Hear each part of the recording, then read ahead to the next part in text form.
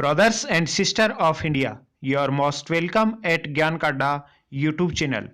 आप सभी का हार्दिक स्वागत है ज्ञान काड्डा यूट्यूब चैनल पर। आज की इस क्लास में आप हिंदी शिक्षण विधियों के बारे में कंप्लीट पूरी डिटेल से पढ़ेंगे। भाषा शिक्षण की विधियां कौन कौन सी होती हैं, ये टॉपिक आज की इस क्लास में पढ़ेंगे। दोस्तों, मैं हूं मनोज धिंदवाल और आपका ये चैनल बहुत ही इंपॉर्टेंट टॉपिक आज आप पढ़ेंगे।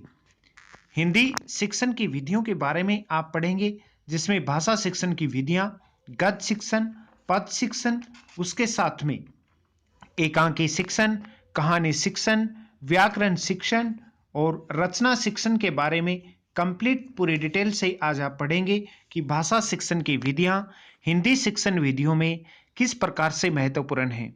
आप किसी भी एग्जाम की तैयारी कर रहे हैं, rate, CTET, KVS, STET, UPTET, तो आपके लिए क्लास बहुत ही इंपॉर्टेंट और वरदान सिद्ध होगी। ऐसे ही इंपॉर्टेंट स्टडी मटेरियल प्राप्त करने के लिए आप हमारे सोशल मीडिया प्लेटफॉर्म पर हमें फॉलो कर सकते हैं। आप फेसबुक, इंस्टाग्राम, ट्विटर पर जाइएगा और सर्च कीजिएगा मनोज धिंदवाल। वहाँ पर आप हमें फॉलो कर सकते हैं, या फिर इसी वीडियो के डिस्क्रिप्शन में जाइएगा और लिंक पे क्लिक करके आप हमसे कनेक्ट हो जाइएगा। हिंदी शिक्षण की विधियों में भाषा शिक्षण की जो विधियां हैं, इसमें गद्य, पद, एकांकी, कहानी, व्याकरण शिक्षण की विधियां कंप्लीट पूरी डिटेल से आज की इस क्लास में आप पढ़ेंगे। बहुत ही इंपॉर्टेंट टॉपिक है, बहुत अच्छी प्रकार से ये टॉपिक आप समझिएगा। गद्य शिक्षण क्या होता है? गद्य शिक्षण का मतलब होता है, गद्य हिंदी साहित्य की वह विधा है जिसमें छंद, अलंकार, लय आदि का निर्वाह आवश्यक नहीं है। गद्य में किसी भी छंद, अलंकार, लय आदि का निर्वाह आवश्यक नहीं है।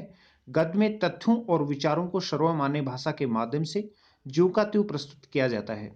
जैसी जो लाइन लिखी हुई है उसको उसी प्रकार से प्रस्तुत किया जाता है। अर्थात यानी कि दैनिक जीवन में जो भाषा प्रयोग होती है वह गद्य रूप में ही होती है। हम जो डे टू लाइफ में जो भाषा प्रयोग करते हैं वो किस रूप में होती है? गद्य के रूप में ही होती है। जैसे मैं बोल रहा हूं, आप सुन रहे हैं, नोट्स बना रहे हैं, ये किस विधि में है? गद्य के रूप में है। जैसा हम दैनिक जीवन में हम भाषा का प्रयोग करते हैं वो गद्य रूप में भाषा होती है। विद्यालय स्तर पर गद्य शिक्षण के उद्देश्य क्या होते हैं? छात्रों के शब्द भंडार में इसकी वृद्धि करना, छात्रों द्वारा उच्चारणों को शुद्ध करवाना, छात्रों को पठन एवं वाचन कला में निपुण करवाना, लिपि का ज्ञान छात्रों को करवाना, छात्रों को मौन पठन में दक्ष बनाना, तथ्यों को समझने तथा उन्हें जीवन में उतारने की अक्षमता का विकास करना, अभिव्यक्ति अक्षमता का विकास करना, छात्रों में रचना शक्ति, कल्पना शक्ति, आलोचना शक्ति और तार्किक शक्ति का विकास करना भी गद्य शैली का एक मुख्य कार्य होता है। छात्रों को मुहावरों, लोकोक्तियों का ज्ञान करवाना, छात्रों में स्वाध्याय की आदत का विकास करना, छात्रों में कहानी आदि को द्रुत गति से पढ़कर अर्थ समझने की अक्षमता का विकास भी गद्य शिक्षण विधि के माध्यम से ही किया जा सकता है। आगे देखिएगा दोस्त, गद्य शिक्षण के दौरान शब्दों की व्याख्या हेतु कौन कौन सी विधियां काम में ली जाती हैं? गद्य शिक्षण के दौरान विभिन्न शब्दों की व्याख्या, उनका अर्थ एवं परिचय तथा सही उच्चारण शिक्षार्थियों को बताने के लिए निम्न तरीकों का प्रयोग किया जाता है। ये एग्जाम में पूछा जाता है, ध्यान से देखिएगा। आप चाहें तो साथ के साथ नोट्स भी बना सकते हैं। अगर आप नोट्स नहीं बनाना चाहते हैं तो आप निश्चिंत रहिएगा। ये नोट्स पीडीएफ फाइल मैंने ऑलरेडी जो टेलीग्राम चैनल है ज्ञान काड्डा, वहां पर पोस्ट कर दी है, या फिर आप मुझे इंस्टाग्राम पर मैसेज करके भी आप ये पीडीएफ फाइल प्राप्त कर सकते हैं, या नीचे जो पट्टी में जो व्हाट्सएप नंबर है इस पर कांटेक्ट करके भी आप ये पीडीएफ फाइल प्राप्त कर सकते हैं। वस्तु प्रदर्शन द्वारा जो शब्द समझाना है उसे मूर्त रूप या वस्तु रूप में विद्यार्थियों को दिखा देना। जैसे काष्ठ शब्द का अर्थ लकड़ी को साक्षात प्रदर्शित कर समझाया जा सकता है। देखो इसमें क्या है, बच्चे को उस आइटम को दिखाकर भी उस चीज को के बारे में बहुत अच्छी प्रकार से समझाया जा सकता है। अभिनय के द्वारा अभिनय के द्वारा कैसे शिक्षण किया जा सकता है? विभिन्न मुद्राएं बनाकर, जैसे क्रोध शब्द का अर्थ समझाना है तो क्रोध के अभिनय से समझाया जा सकता है। यदि आपको किसी बच्चे को क्रोध के बारे में बताना है कि बेटा क्रोध क्या होता है, क्रोध कैसे आता है, तो शिक्षक क्या करेगा कि अपना जो चेहरा है वो लालिमाई करेगा, क्रोध के रूप में अपने चेहरे को प्रदर्शित करेगा, तो बच्चा समझ जाएगा कि क्रोध का अभिनय क्या होता है। पर्यायवाची शब्द बताकर, जो शब्द उसी से मिलता जुलता हो, पर्यायवाची शब्द बताकर भी शब्द की व्याख्या की जा सकती है। जैसे मीन के पर्यायवाची मछली का प्रयोग। अर्थात यदि किसी शब्द के बारे में आपको बच्चे को समझाना हो तो आप उसके पर्यायवाची शब्दों का सहारा लेकर भी आप बच्चे को बहुत अच्छी प्रकार से उसके बारे में समझा सकते हैं। विलोम शब्दों के द्वारा भी आप भाषा के शिक्षण विधियों के बारे में बच्चे को बता सकते हैं। किसी कठिन शब्द के विलोम की सहायता से शब्द की व्याख्या की जा सकती है। जैसे दुराचारी का अर्थ सदाचारी के द्वारा समझाना। समास विग्रह के द्वारा किसी शब्द का समास विग्रह करके भी उसका अर्थ समझाया जा सकता है। जैसे यथाशक्ति का समास विग्रह शक्ति के अनुसार होता है। इसका अर्थ में प्रयोग करके भी आप बच्चे को बता सकते हैं, समझा सकते हैं। संधि विच्छेद के द्वारा भी आप गद्य शिक्षण की विधियों के बारे में बच्चे को बहुत अच्छी प्रकार से समझा सकते हैं, बता सकते हैं। संधि विच्छेद के द्वारा किसी शब्द का संधि विच्छेद करके भी उसका अर्थ समझाया जा सकता है। जैसे विद्यालय, विद्यालय शब्द हो तो इसका संधि विच्छेद करके भी आप बच्चे को बहुत अच्छी प्रकार से समझा सकते हैं, पढ़ा सकते हैं। जैसे आप क्या बताएंगे कि बेटा विद्यालय शब्द है, ये विद्या प्लस आलय यानी कि विद्या का घर, विद्या प्लस आलय, विद्यालय का संधि विच्छेद क्या हुआ? विद्या प्लस आलय, और समास विग्रह क्या हुआ? विद्या का घर। उपसर्ग या प्रत्यय के द्वारा भी आप बता सकते हैं। उपसर्ग तथा प्रत्यय की सहायता से भी शब्दों का अर्थ समझाया जा सकता है। जैसे सुलेख, सु माने सुंदर, लेख मतलब लेखन, अर्थात सुंदर लेखन या सुंदर राइटिंग भी जिसको आप कह सकते हैं। उपसर्ग और प्रत्यय के द्वारा आप समझा सकते हैं बच्चे को। एक शब्द आपने लिया सुलेख, सुलेख में आपने बच्चे को बताया कि बेटा ये सु शब्द है, इसका मतलब होता है सुंदर, और लेख जो शब्द है इसका मतलब होता है लेखन, अर्थात सुंदर लेखन, सुंदर हैंड राइटिंग। ऐतिहासिक, इतिहास प्लस इक यानी कि इतिहास से संबंधित। वाक्य प्रयोग के द्वारा भी आप बच्चे को बहुत अच्छी प्रकार से समझा सकते हैं, आप खुद भी समझ सकते हैं। वाक्य प्रयोग के द्वारा आप कैसे देखेंगे? किसी शब्द को वाक्य में प्रयोग करके भी उसका अर्थ समझाया जा सकता है। जैसे ग्रह व ग्रह का अर्थ निम्न प्रकार समझाया जा सकता है। जैसे यह राम का घर है, सौर मंडल में 9 ग्रह है। तो इसके माध्यम से भी आप वाक्य में प्रयोग करके भी इसको बहुत अच्छी प्रकार से समझ सकते हैं। आगे चलिएगा, गद्य शिक्षण की विधियां किस प्रकार की होती हैं, कौन कौन सी विधियां होती हैं? देखिए, गद्य शिक्षण की कौन कौन सी विधियां हैं। सबसे पहले गद्य शिक्षण की विधि में नाम आता है, नंबर आता है अर्थ कथन विधि। इसमें इस विधि में कठिन शब्दों का अर्थ वाचन के साथ बताया जाता है। अर्थ कथन विधि कौन सी होती है? इस विधि में कठिन शब्दों का अर्थ जो है ये वाचन के साथ बताया जाता है। व्याख्यान विधि, व्याख्यान विधि में गद्य शिक्षण की विधियां हैं व्याख्यान विधि। इस विधि में वाचन के साथ कठिन शब्दों का अर्थ तथा पैराग्राफ की पूर्ण व्याख्या की जाती है। प्रश्नोत्तर विधि, इस विधि में अध्यापक वाचन के साथ साथ प्रश्नोत्तर करता है तथा प्रश्नोत्तर के माध्यम से पाठ का विकास करता है। इसमें प्रश्न पूर्व ज्ञान आधारित भी होते हैं। आगे बात करते हैं पद शिक्षण विधियां कौन सी होती हैं।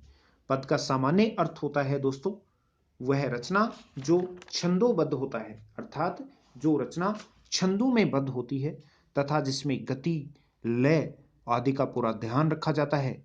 कविता भी पद का ही एक रूप है, परंतु कविता छंदोबद्ध भी हो सकती है तथा छंद रहित भी हो सकती है। यहाँ आप ये ध्यान दीजिएगा, पद शिक्षण में जो है ये छंदोबद्ध होती है।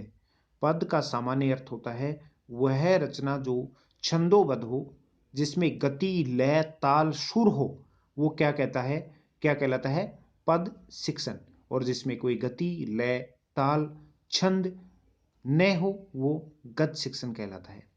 ये जरूरी नहीं कि गद्य शिक्षण में छंदोबद्ध भी हो, छंद होना कोई जरूरी नहीं है, बगैर छंद भी पद शिक्षण की विधियां हो सकती हैं। पद शिक्षण के उद्देश्य देखिए, पद शिक्षण के उद्देश्य क्या है। जब कोई अध्यापक बच्चे को पद शिक्षण की विधियां करवाता है तो उसके उद्देश्य क्या हो सकते हैं। छात्रों को मनोयोग पूर्वक सुनने योग्य बनाना, उचित लय गति स्वर का ज्ञान देना। उचित लय गति स्वर का ज्ञान जो है ये केवल और केवल पद शिक्षण विधि में ही हो सकता है, ये बात आपको याद रखनी है। चाहे तो आप इसका स्क्रीनशॉट ले लो, स्क्रीनशॉट की जरूरत नहीं पड़ेगी, मैंने आपको पीडीएफ फाइल उपलब्ध करवा दी है। कल्पना शक्ति का विकास करना, कविता का अर्थ समझने योग्य बनाना, कविता के प्रति रुचि उत्पन्न करना, कविता की रचना करने के लिए प्रेरित करना, सद्वर्तियों का विकास करना। अब बात करते हैं कि कविता शिक्षण पद शिक्षण में छात्रों में रुचि का विकास के साधन कौन कौन से होते हैं। कविता को प्रभावशाली से स्वर वाचन करना, सेकंड उसको कंठस्थ करके बच्चों को सुनाना, कविताओं का संग्रहण करने को विद्यार्थियों को कहना और स्वयं भी उसका संग्रहण करना, विभिन्न उत्सवों पर कविता पाठ का आयोजन करना, अंताक्षरी प्रतियोगिता का आयोजन करवाना। बच्चों में यदि अंतराक्षरी प्रतियोगिता का आयोजन करवाया जाएगा तो पद शिक्षण जो है ये बहुत ही अच्छी प्रकार से निपुण हो सकता है, क्योंकि अंताक्षरी में अलग अलग शब्दों का प्रयोग करेंगे बच्चे, अलग अलग शब्दों का उसमें प्रयोग करेंगे तो ऑटोमेटिकली स्वाभाविक बच्चे की जो कैचिंग पावर जो है वो बढ़ेगी और शब्द कोश में भी वृद्धि होगी। किसी विषय विशेष पर कविता पाठ करवाना, कविता पाठ प्रतियोगिता का आयोजन करवाना। अब बात करते हैं पद शिक्षण की विधियां कौन सी हो सकती हैं। नंबर 1, सबसे पहले पद शिक्षण की विधि आती है अभिनय विधि। यह पद शिक्षण की श्रेष्ठ विधि है क्योंकि इसमें अध्यापक अभिनय व गीत की सहायता से पद का शिक्षण करता है, जिससे कक्षा में एक स्वस्थ वातावरण क्रिएट होता है, बनता है तथा शिक्षार्थी पद में पूरी रुचि लेते हैं तथा उन्हें सरलता और शीघ्रता से स्थायी ज्ञान की प्राप्ति होती है। यह है अभिनय विधि। दूसरी जो इसकी विधि है वो है गीत विधि।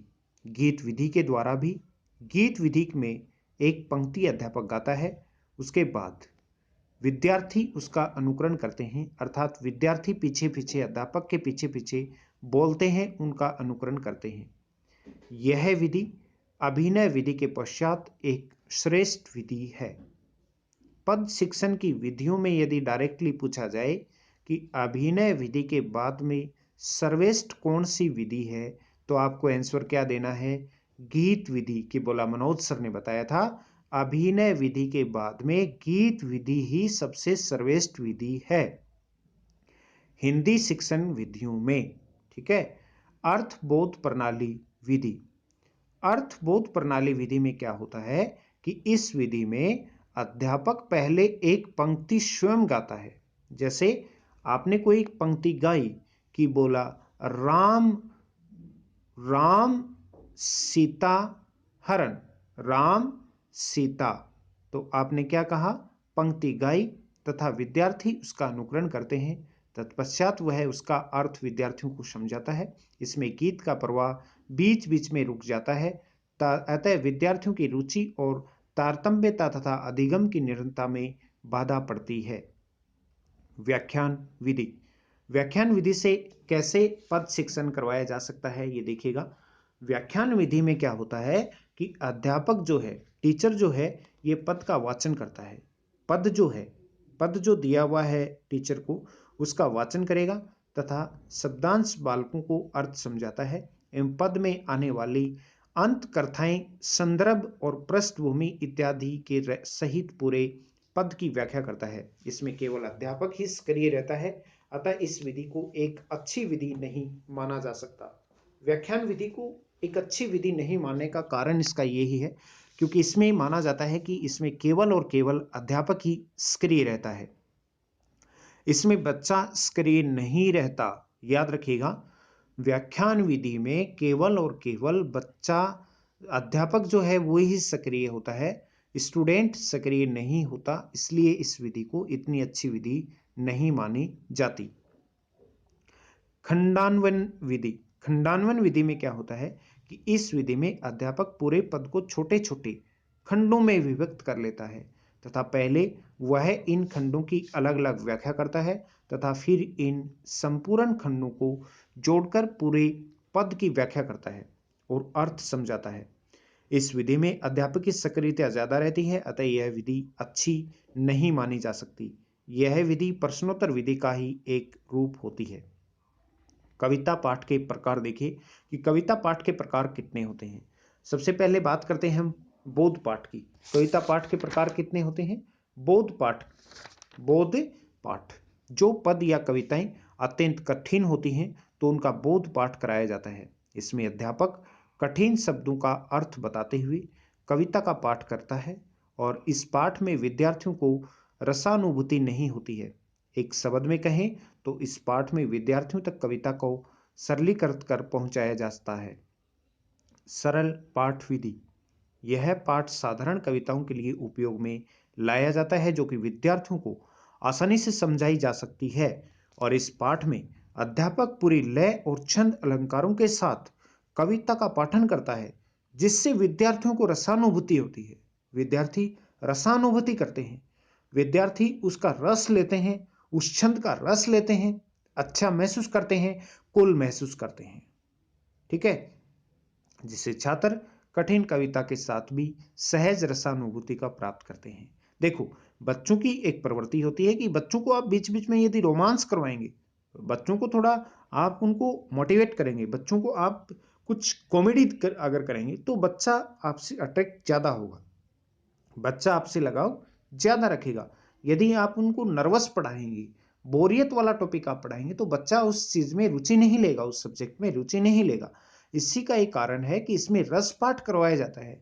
कुछ ऐसी घटनाएं बच्चे को साथ प्रस्तुत की जाती हैं, कुछ बताया ऐसा जाता है, कुछ चुलबुली बातें भी की जाती हैं जिससे बच्चा और टीचर का जो है ये कनेक्शन बना रहे और बच्चे में उस पाठ को सीखने की ललक बनी रहे।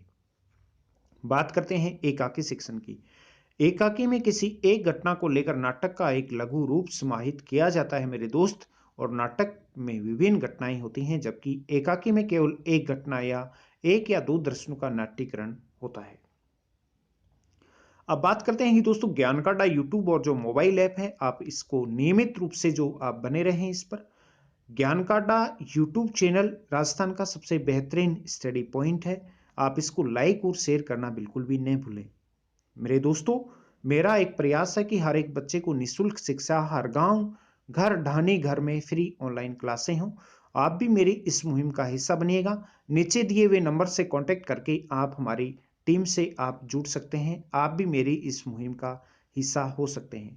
सोशल मीडिया पर आप इस लोगों को देखकर आप हमें फॉलो कर सकते हैं। फेसबुक, इंस्टाग्राम और ट्विटर पर आप जरूर हमें लाइक और फॉलो कीजिएगा। एकांकी शिक्षण की मैं बात कर रहा था। एकांकी शिक्षण के उद्देश्य देखिए कि एकांकी शिक्षण के उद्देश्य क्या क्या हो सकते हैं। विद्यार्थियों को अभिनय कला में निपुण बनाना होता है, छात्रों को किसी समाज या देश की परिस्थितियों से अवगत करवाना, या फिर छात्रों को प्रभावशाली और शुद्ध वातावरण में दक्ष बनाना एकांकी शिक्षण का उद्देश्य हो सकता है।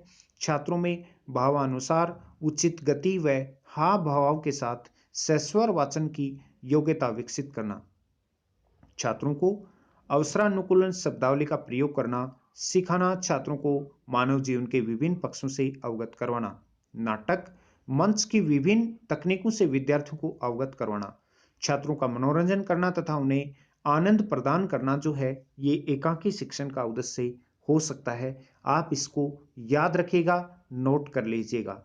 वैसे नोट करने की जरूरत नहीं है, पीडीएफ फाइल मैं ऑलरेडी दे चुका हूं, डाल चुका हूं। फिर भी ये जो ऊपर मैंने आपको व्हाट्सएप नंबर बताया है या पट्टी पे जो व्हाट्सएप नंबर है, व्हाट्सएप कीजिएगा, आपको पीडीएफ फाइल मिल जाएगी। नाटक एकाकी शिक्षण की विधियां कौन कौन सी हो सकती हैं, ध्यान से देखिएगा। कक्षा अभिनय विधि, यह विधि एकाकी शिक्षण की श्रेष्ठ और व्यवहारिक और सर्वाधिक उपयोगी विधि मानी जाती है। इसमें विद्यार्थियों को कक्षा में ही पात्र बनाकर बिना साज सज्जा के संवाद एवं अभिनय करवाया जाता है, जिससे कक्षा समय में तथा बिना किसी अतिरिक्त व्यय के विद्यार्थियों में एकाकी संबंधी समस्त कौशल विकसित हो जाते हैं।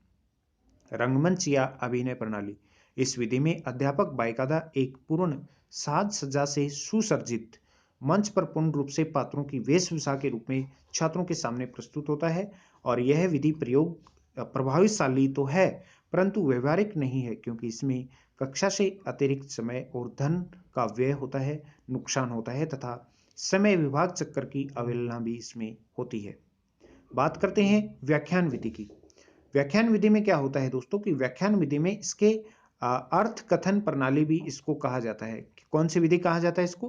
अर्थ कथन प्रणाली विधि भी व्याख्यान विधि को कहा जाता है। इसमें अध्यापक स्वयं विद्यार्थियों के समक्ष एकाकी का सस्वर वाचन करता है तथा कठिन शब्दों के अर्थ को समझाते हुए एकाकी में निहित घटना और संदेश की व्याख्या विद्यार्थियों के समक्ष करता है। इस विधि में क्योंकि अध्यापक स्वयं सक्रिय रहता है, क्योंकि अध्यापक तो व्याख्या करेगा, अध्यापक व्याख्या करेगा, लेक्चर देगा टीचर, तो वो खुद तो सक्रिय रहेगा, इसमें तो नो डाउट, तथा विद्यार्थी मात्र श्रोता बनकर यानी कि सुनने वाला ही बनकर रह जाता है। इसलिए यह विधि प्रभावशाली नहीं है। आप ये चीजें याद रखना।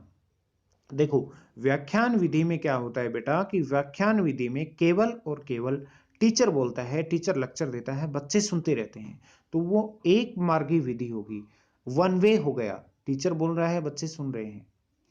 बात करते हैं कहानी शिक्षण विधि की। कहानी शिक्षण, कहानी एक ऐसी रचना है जिसमें लेखक एक ही घटना तथा उसके पीछे निहित मनोभावों को स्पष्ट करता है या उजागर करता है। कहानी शिक्षण के उद्देश्य देखें कि कहानी शिक्षण के उद्देश्य क्या हो सकते हैं। छात्रों में मौखिक रूप से विचारों को प्रस्तुत करने की कला का विकास करना, स्वस्थ मनोरंजन करना तथा आनंद प्रदान करना, विद्यार्थियों में स्मरण शक्ति व कल्पना शक्ति का विकास करना, कठिन बातों को आसानी से बोधगम्य बनाने हेतु, यथार्थ और आदर्श जीवन की शिक्षा देने हेतु, विद्यार्थियों में सामाजिकता की भावना का विकास करना, विद्यार्थियों को जिज्ञासु बनाने के लिए, मानव जीवन की ऐतिहासिक घटनाओं तथा सामाजिक दशाओं से अवगत करवाने के लिए भी इस विधि का प्रयोग किया जाता है। और ये विधि कारगर भी सिद्ध होती है, अर्थात ये विधि बहुत अच्छी भी सिद्ध होती है। कहानी शिक्षण की विधियों की यदि मैं बात करूं तो इसके भी अलग अलग चरण हैं, इसके भी अलग अलग सोपान हैं। सबसे पहले हम बात करेंगे चित्र प्रदर्शन विधि। नाम से ही प्रतीत होता है चित्र प्रदर्शन विधि। चित्र यानी कि कोई भी चित्र जो आपको आगे दिखाई देता हो, प्रदर्शन मतलब वो दिखे आपको। यह विधि कहानी शिक्षण के प्राथमिक स्तर की श्रेष्ठ विधि है। इसमें विद्यार्थियों के समक्ष कहानी को पूर्ण ज्ञान से तथा चित्र के माध्यम से जोड़कर प्रस्तुत किया जाता है, जिससे विद्यार्थियों को कहानी का सार आसानी से समझ में आ जाता है। क्यों? इसका रीजन क्या है कि इसमें उनकी श्रवणेन्द्रिय तथा नेत्रेंद्रिय सक्रिय रहती हैं। चित्र विधि में जब आप बच्चे को चित्र दिखाएंगे, चित्र के बारे में बताएंगे, तो उसके कान और आंख दोनों काम करेंगी। बच्चा देख भी रहा है और बच्चा सुन भी रहा है, उसके शरीर के दोनों अंग काम कर रहे हैं। जैसे ज्ञानेंद्रियां 5 होती हैं शरीर की, लेकिन उसकी आंखों से वो देख रहा है, कानों से सुन रहा है, तो चित्र प्रदर्शन विधि भी अच्छी सिद्ध हो सकती है। अधूरी कहानी पूर्ति प्रणाली।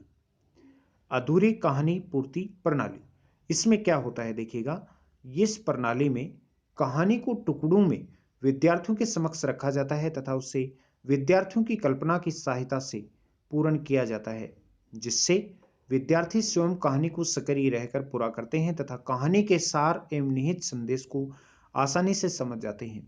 यह विधि माध्यमिक एवं उच्च प्राथमिक स्तर के लिए उपयुक्त मानी जाती है, परंतु प्राथमिक स्तर पर बालकों में कल्पना शक्ति का विकास इतना नहीं होता कि वे कहानी की कल्पना कर सके। मौखिक कहानी कथन प्रणाली कौन सी होगी? इसमें क्या होता है कि इसमें अध्यापक विद्यार्थियों के समक्ष कहानी के सार को स्वयं मौखिक रूप से प्रस्तुत करता है। इसमें विद्यार्थी मात्र श्रोता बनकर अमूर्त रूप से कहानी की संकल्पना करते हैं। यदि वे कल्पना करने में सफल हो जाते हैं तो उनकी कहानी में रुचि रहती है, अन्यथा वे मात्र मुख दृश्य बनकर रह जाते हैं और यह एक अच्छी विधि नहीं मानी जाती है। बात करते हैं वाचन प्रणाली विधि की। वाचन प्रणाली विधि में क्या होगा कि इसमें पहले अध्यापक पूरी कहानी का वाचन करता है, पश्चात उसके बाद छात्रों को उससे वाचन करवाया जाता है और यह विधि भी कहानी शिक्षण हेतु उपयुक्त और अच्छी विधि मानी जाती है। बात करते हैं व्याकरण विधि की। व्याकरण भाषा का सुदेम सर्वमान्य रूप प्रदान करती है तथा इसे सर्वमान्य रूप में संरक्षण भी प्रदान करती है। भाषा में व्याकरण वाक्य में शब्द तथा शब्द में वर्णों का जहां स्थान होता है उसका निर्धारण किया जाता है। दोस्तों, ज्ञान का अड्डा चैनल पर आपका दिल से स्वागत है। मेरा प्रयास है कि हर एक बच्चे को निःशुल्क शिक्षा हर गांव ढानी घर में फ्री ऑनलाइन क्लासें हों। हमारे YouTube चैनल पर RS, RPS, REET, LDC, police patwari, police sub inspector, teacher first grade, second grade, third grade, इन सभी एग्जाम की तैयारी करवाई जाती है। आप मुझे फेसबुक, इंस्टाग्राम, ट्विटर पर भी आप फॉलो कर सकते हैं। नीचे दिए हुए नंबर से आप व्हाट्सएप करके आप हमारी टीम से कनेक्ट हो सकते हैं। फेसबुक, इंस्टाग्राम और ट्विटर पर आप फॉलो करते समय ये लोगो आप जरूर देखिएगा। सही लोगों पर ही आप क्लिक करके आप हमसे ज्वाइन होइएगा। मैं उम्मीद करता हूं कि आपके लिए क्लास बहुत ही वरदान सिद्ध होगी। जितने भी जो युवा साथी मेरे जो भावी जो अध्यापक हैं उनके उज्जवल भविष्य की मैं कामनाएं करता हूं और कल फिर मैं मिलूंगा इसी समय। तब तक के लिए आप अदर क्लासे भी आप अटेंड कीजिएगा। यदि आपको टॉपिक अच्छा लगा हो तो आप शेयर करना बिल्कुल भी नहीं भूलें और अपने दोस्तों के साथ भी ज्ञान का अड्डा चैनल के बारे में आप डिस्कस कीजिएगा, उनको भी बताइएगा। Thank you so much. All the best. Take care. खुश रहिए, स्वस्थ रहिए।